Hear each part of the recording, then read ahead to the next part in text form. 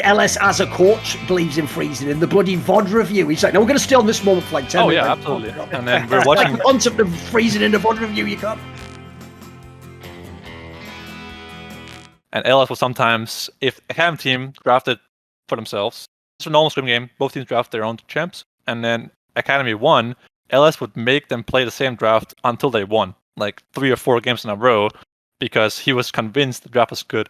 This happened with one time with the Gwen Iron thing, where Academy won like 2 or 3 games in a row, and then the 4th game they won, and we didn't play draft again. I just love the way he's doing salty runbacks in scrims. Yeah, it's literally salty runback. I love it. Yeah.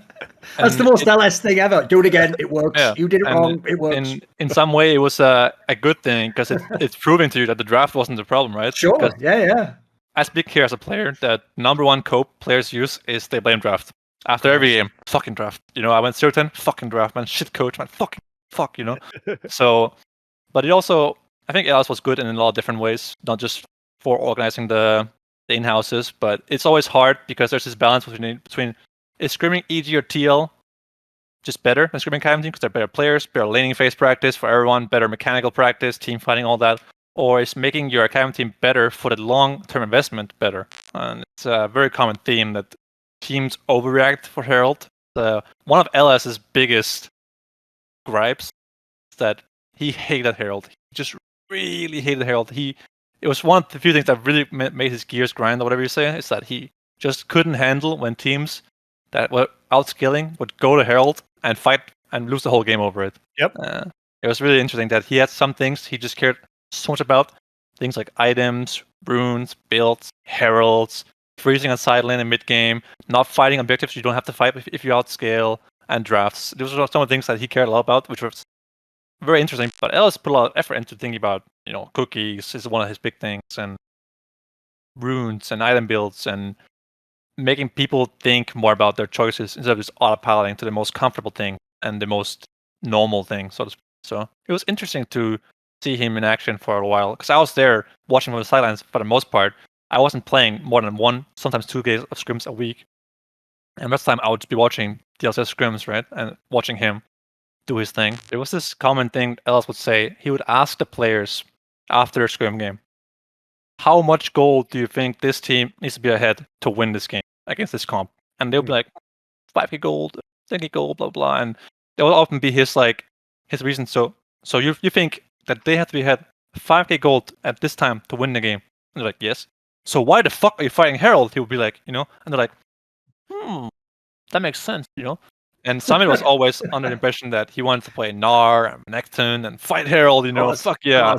But then someone also agreed that if he just played something else and outscaled, they would just win things that just really pissed him off. Like if Winsome would buy 2 pink wards on Sona instead of buying 1 or 0, he would just get mad. And then he kept doing it, and one day he was fucking slam the table and say, "Look, you have fucking Moonstone at minute." It's the first game of the split last year. Oh, because he'll want you to rush the Moonstone. A9, Of course, yeah, that build, yeah, of course. Winsome, Sona. Yes. Maybe it's here. I can't find it, man. No, I know he's someone who thinks you should complete the Moonstaff or whatever, as soon as possible. It's right here. Yeah. It's the first game against Golden Guardians, and he has Moonstone at... Cena has 3 dragons at 20 minutes, and Soul's coming up, and he doesn't have Moonstone 1 minute before Soul spawns. Perfect. And then, meanwhile, he buys 2 pinks per base, right? Puts it in a spot where it gets killed in 1 minute, and then Ella's like, look at the fucking pink board. It's fucking useless, right?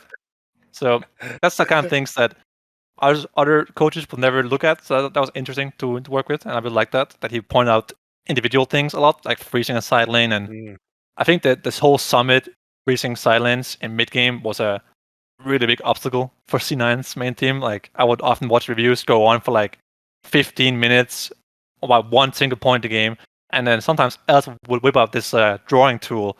And you're like, oh shit, here we go again. As soon as the drawing tool comes out, drawing tools, like taking the belt off. Oh no, the fucking pencil's coming out, boys. Let's go. There you go. The best part was I was watching from Academy room, right? I was helping them scrim as well, and then someone's like, guys, look at Alice, it's the drawing tool, and there's like lines everywhere on the screen saying freeze here and push this wave and 530, blah blah blah. You're like, as much as it sounds really good with Alice and all that, there also was a lot of problems with LS and the staff and all that I came to, but it was like there was a lot of drama in the org, and it's just not worth it. You sort of vibed with some of his methods and his philosophy. But though, what you said about the fly on the wall, it was good content for sure. So, it was definitely pay-per-view type of content, and it's what it is. But I think that Els was a very interesting person to work with, and I liked it a lot. I liked seeing a different perspective on coaching. So, coaches are always like about communication and teamwork and all being on the same page and doing the same thing, follow the calls, like that kind of stuff, and draft. And Els was just so much more individual. Why you buy that fucking pink ward? I told you to finish the moon stuff. Yeah, like literally slam the fucking table or bang some pink words, Exactly. Whereas LS was very good at putting his foot in the ground and slamming the tables, literally, and making sure people actually hear him, right?